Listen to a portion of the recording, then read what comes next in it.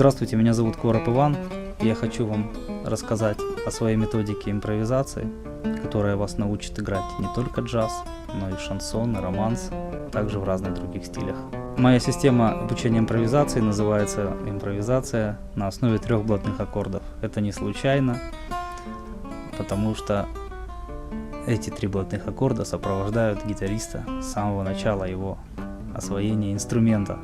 И вот, собственно, на этих простых 3 китах и зиждется, по моему убеждению, обучение джазовой и просто импровизации на гитаре и на других инструментах. Для игры импровизации недостаточно знать только, как прижимать эти 3 аккорда. Ведь импровизация — это мелодия, которую вы сочиняете в процессе музицирования. И мы будем учиться импровизации на основе развернутых аккордов. Для начала мы выучим арпеджио аккордов. А дальше все будет усложняться, но от этого ваша жизнь не станет сложнее, а наоборот легче.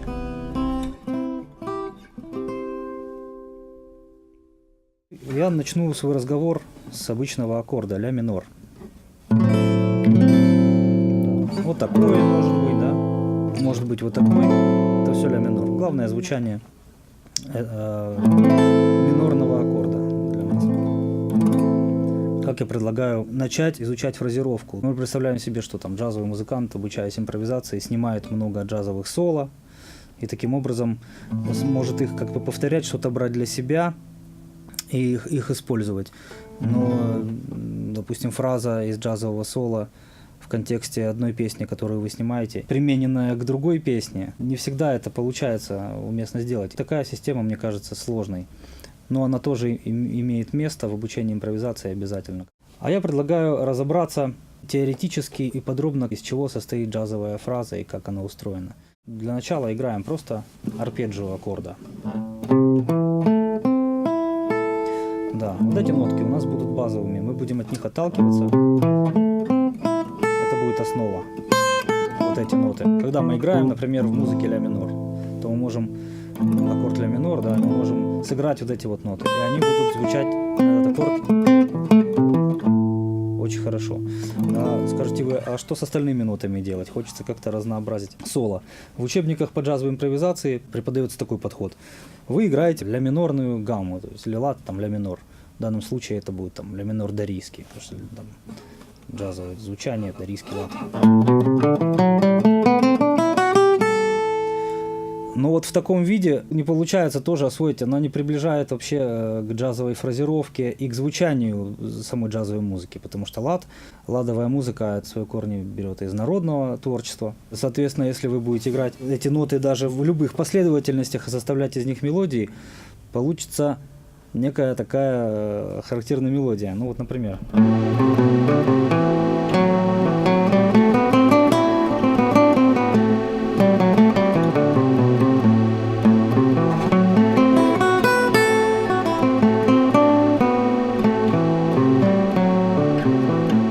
Ладовая импровизация тоже очень интересная тема, но об этом как-нибудь в следующий раз. А сегодня я расскажу вам о тональном подходе к импровизации. Итак, арпеджио. А теперь поиграем в вводные ноты этого арпеджио.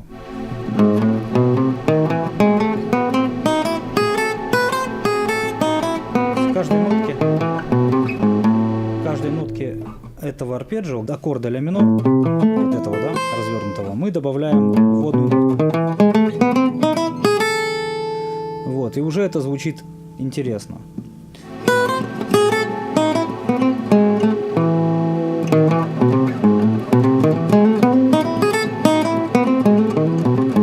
Вот это уже звучит похоже на джаз. Вот, таким образом мы прорабатываем этот аккорд сознанием каждой ноты, как она звучит, чтобы она зашла в ваш арсенал музыкальный. Не просто технически, но и слухово. То есть это тяготение к каждой ноте.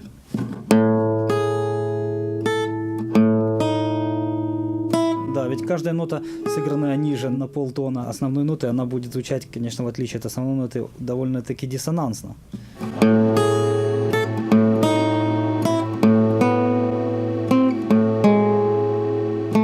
Дальнейшим ходом мы делаем так.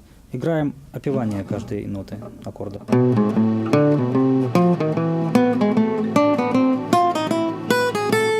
есть мы к этой нотке снизу добавляем еще нотку сверху. И вот они будут выглядеть так. Это не полтона, а чаще тон. То есть вот.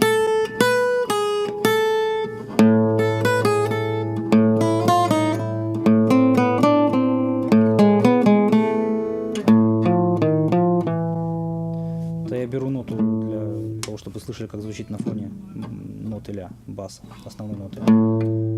То есть.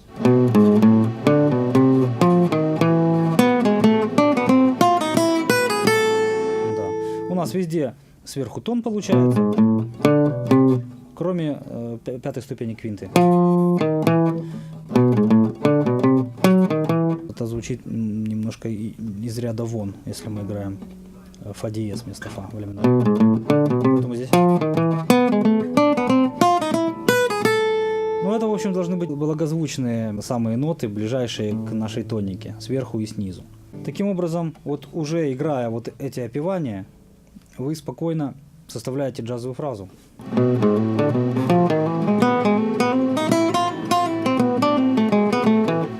Комбинируя их с нотами арпеджио, водными нотами. Тут очень важно прислушаться к себе, услышать эти джазовые фразы, которые вы, если интересуетесь джазом, конечно, они у вас у всех на слуху.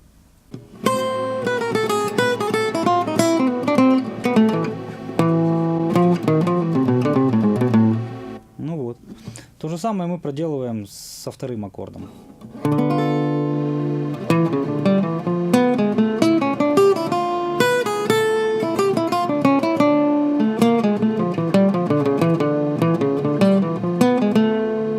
Да. А вот здесь вот смотрите в ре миноре.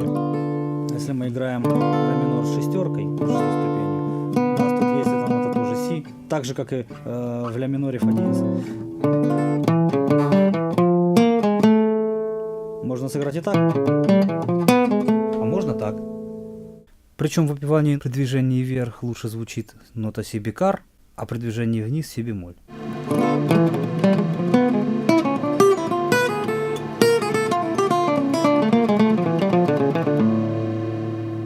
Берите себе на вооружение и то, и другое.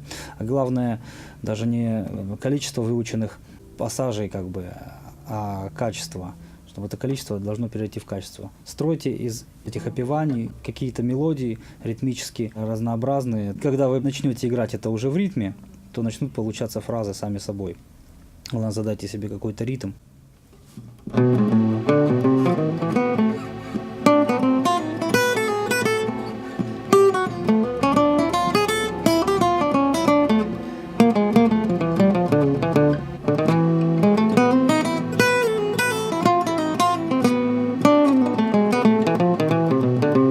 Вот, допустим, вот в духе Чарли Паркера, да, когда вот у нас ля минор,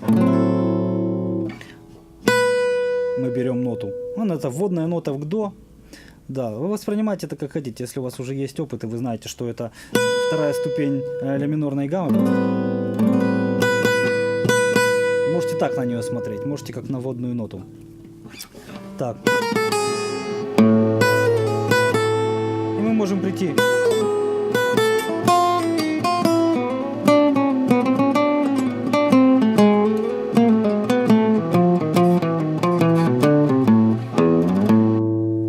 Вот от нотки к нотке идти. Третий наш блатной аккорд — это мажорный септаккорд. Вот такой. Арпеджио этого аккорда. Вот такой. Так. Соответственно, опевания вот такие.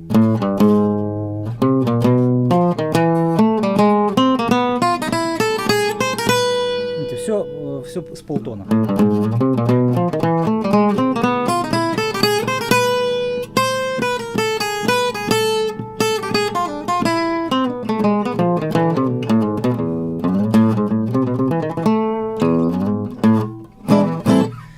А теперь я сыграю импровизацию на основе 3 блатных аккордов на примере композиции «Минор свинг» французского гитариста Джанго Рейнхарда с цыганскими корнями.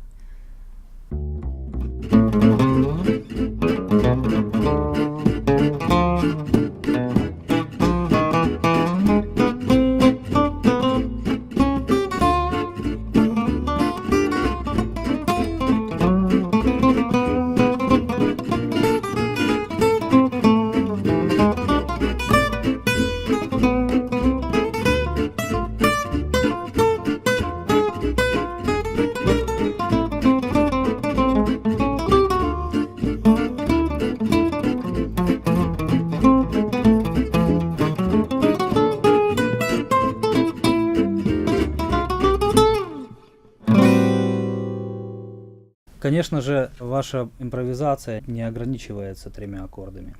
Вот, вы играете на большое количество аккордов, но эти аккорды в основе своей имеют или минор, или мажор. И, как правило, в джазовой музыке это мажорный септаккорд. Ничем не отличается опевание мажорного септаккорда от опевания мажорного аккорда.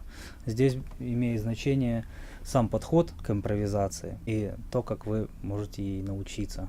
Поэтому использоваться эта технология может во всех абсолютно стилях игры. Те ноты, которые вы выучите, те фразы, которые вы придумаете, вы будете их знать, играть.